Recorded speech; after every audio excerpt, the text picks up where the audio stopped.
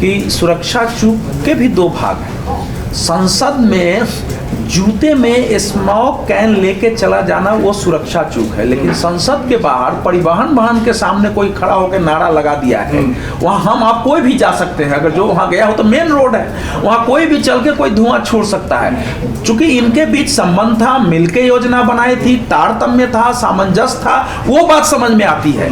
लेकिन वो सुरक्षा चूक का वो मामला नहीं, सुरक्षा चूक का दो ही के घुसने का मामला है, एक आता है। अब दूसरी बात ये आती है कि क्या वाकई इतनी बड़ी घटना के आधार पर मतलब हो गई कि सुरक्षा को वाकई ऐसा कर दिया जाए कि अब चींटी भी वहाँ क्या बोलते हैं, चिड़िया भी परिंदा न मारे। देखिए ऐसा है कि 4 लेयर की सुरक्षा व्यवस्था होती है। जो लोग पार्लियामेंट में बाहर से तो पुलिस रहती है, लेकिन वहाँ एक कागज भी आप लेकर नहीं जा सकते हैं। इतना आसान नहीं है कि सबका चला जाना।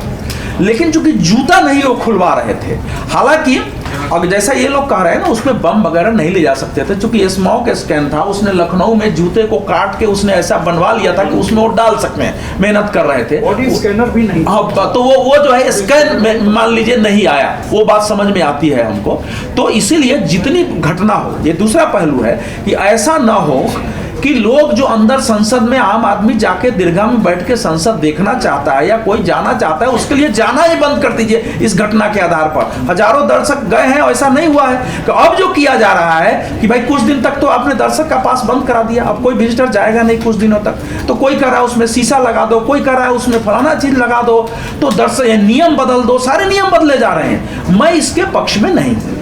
सुरक्षा के जहां से चूक हुई है उतने तक चेंज किया जाए। दर्शक के पहले भी जो नियम थे वो रहने चाहिए। हम लोग भी किसी को फोन करके पास दिलवाते हैं ना भाई, 5 आदमी हमारे आते हैं तो मैं भी तो किसी सांसद को फोन करता हूं कि इनको पार्लियामेंट में जाना है, पास दीजिए। अब तो वो बंद हो जाएगा।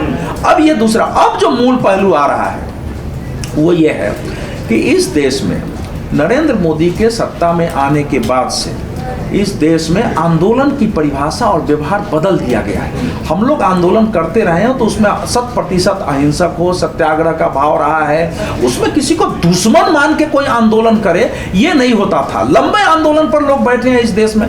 लेकिन अब क्या हो गया है कि वो एक असहिष्णुता से शुरू हुआ, मॉब लिंचिंग तक आया, लेकिन शाहीन बाग से एक दूसरा दौर शुरू हो गया।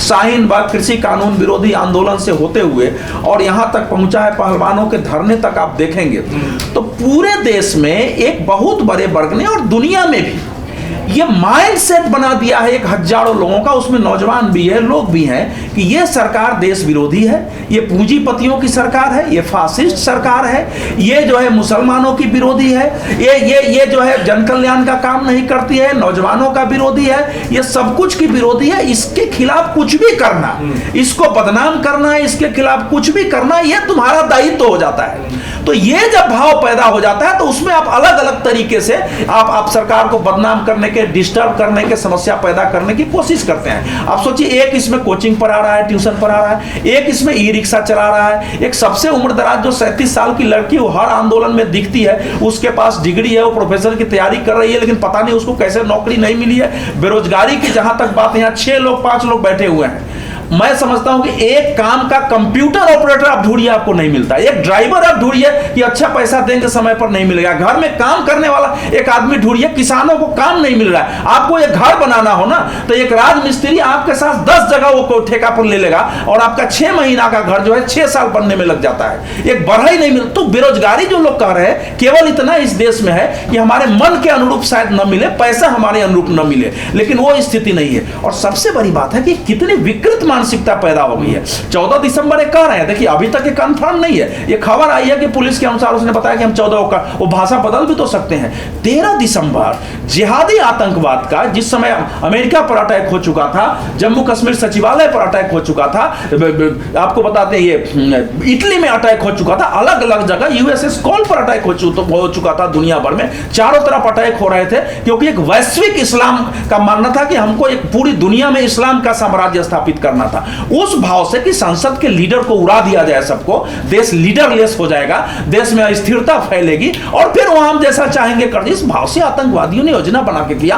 उस दिवस को आप अपने विरोध प्रदर्शन के लिए चुनते हैं, तो फिर तो ये सोचने की जरूरत है कि इस प्रकार का परवर्टेड डेंजरस, इस प्रकार का विकृत, खतरनाक और भयावह मानसिकता कैसे पैदा हुई है, यह मूल बात है। लेकिन अगर पॉलिटिकल पार्टियां इस पर राजनीति कर रही है, अधीर रंजन चौधरी कर रहे हैं कि देश की स्थिति से उन्होंने अवगत कराया है, तो आप तो ऐसे लोगों का हौसला अफजाई कर रहे हैं, फिर तो कोई आके मार भी सकता है आपको, फिर तो आप जिम्मेवार नहीं मानेंगे। जिस ढंग से इस देश की पॉलिटिकल पार्टियां कर रही है, किसी पॉलिटिकल पार्टी ने अभी तक नहीं कहा है कि हम इसकी निंदा करते हैं, इनको सजा मिलनी चाहिए, यद्यपि सरकार के नीति से हम विरोध करते हैं, देश में बेरोजगारी है। यह लाइन अगर पॉलिटिकल विरोधी पार्टियां बोलती तो समझ में आती है। और मैं आपको बता रहा हूं कि जैसे किसान संगठन के लोग जिंद पहुंच गए उसके घर पर कि इनको छोड़ा जाए, एक खतरनाक प्रवृत्ति है, सुप्रीम कोर्ट तक लोग पहुंचेंगे उस सबको छुड़ाने के लिए। और हमारे देश में यही हो रहा है पिछले जो है 7-8-9 सालों से। और प्रेम जी जो कह रहे हैं कि माला पहनाया जाए, बिजू पटनायक को एक याद होगा, रामकृपाल जी को एक थप्पड़ मार दिया लड़के ने, तो उनके पैकेट में पैसा था, उन्होंने उसको बुलाया, पुलिस वाले पकड़ रहे थे, नहीं छोड़ो